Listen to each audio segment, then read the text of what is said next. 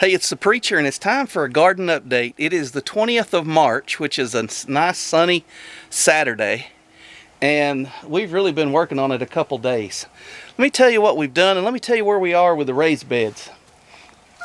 As you can see behind me, they're covered in straw, and you may also be able to see some onions. But what we did after we put those new treated wood beds in, we amended the soil. I added some compost and cow manure. You can get it for, I don't know, $5 or $6 a bag at a big box store. I added a couple bags of that. I added a couple bags of peat moss, the 3 cubic foot peat moss. Then I added some of my own rabbit pellet compost. It was rabbit pellets from last year that I never put out, and I just let them break down, and basically they were just good old rich black composted rabbit dirt. I added that. I added the peat moss. I added some ashes.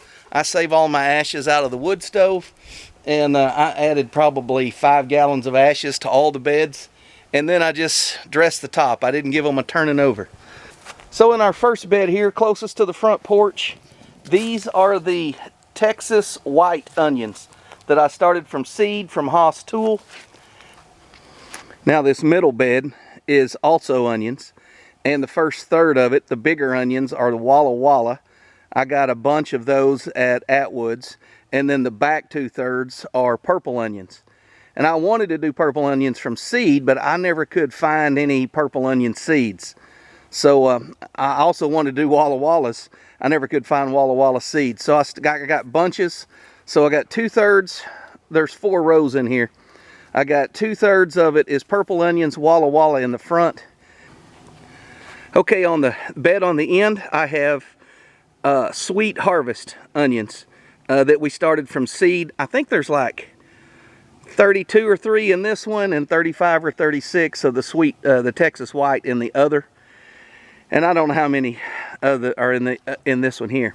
Then here on the end, I just stuck a whole bunch of onions in here, and these will be like green onions. We'll pull those early and eat them, and mainly for the tops.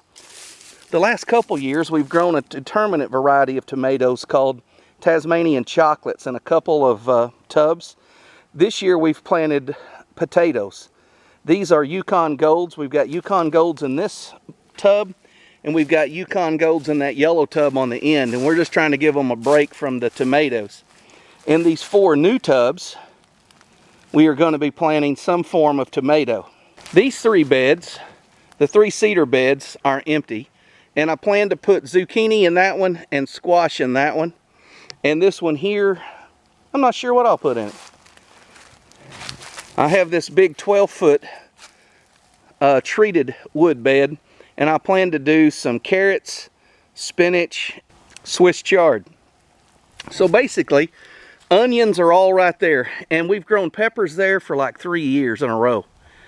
Some form of pepper, and in this bed I don't think we grew peppers, but we grew stuff in here, and it just needed to break. So onions are the vegetable of choice to give everything a break.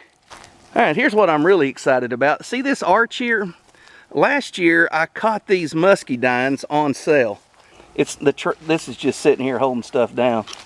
They were $10.99, normally $10.99. They had them for $8.99. And so what I did was I put them in a 1-gallon pot, or actually I think it was a 5-gallon pot, and kept them all last year. And then this year I planted them, and they've tripled, quadrupled in size. This one over here I think looks a little better as far as the way it's spread out. But you can see, you know, I've got them all the way up here.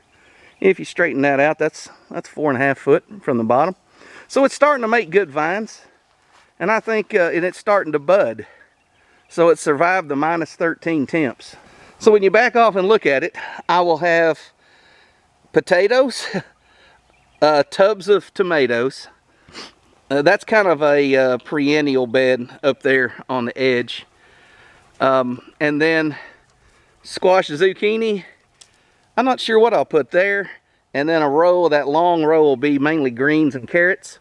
And then we're going to add some more tubs right through here. We've also got flowers going in. And what we tend to do is plant these little pots with flowers. and then we move them wherever we want the pollination to take place. So we put our pollinators in pots, then we put them wherever we want the action to take place, and that draws the bees there. There's the garden as of March 20th. And it's still early. Our last frost date's still a month away. So we're mainly just putting the early stuff in here, and the rest of this will get planted later. We're still a good month away from putting tomatoes out here or peppers out here. So we got plenty of time. Anyways, I just wanted to kind of let you know how things looked. The main reason for the straw, that's our mulch. Once we get the beds the way we want them, get the right compost and stuff added to it, then we mulch them in straw and leave them, and that cuts down on the weeds, and then it kind of packs down with a few rains, and then we just open it up and drop our plants in the dirt, and then it rots down and makes good soil for next year. Anyways, thank you guys for coming along for a little garden tour update, and something interesting happens, we'll bring you back. Thanks for watching.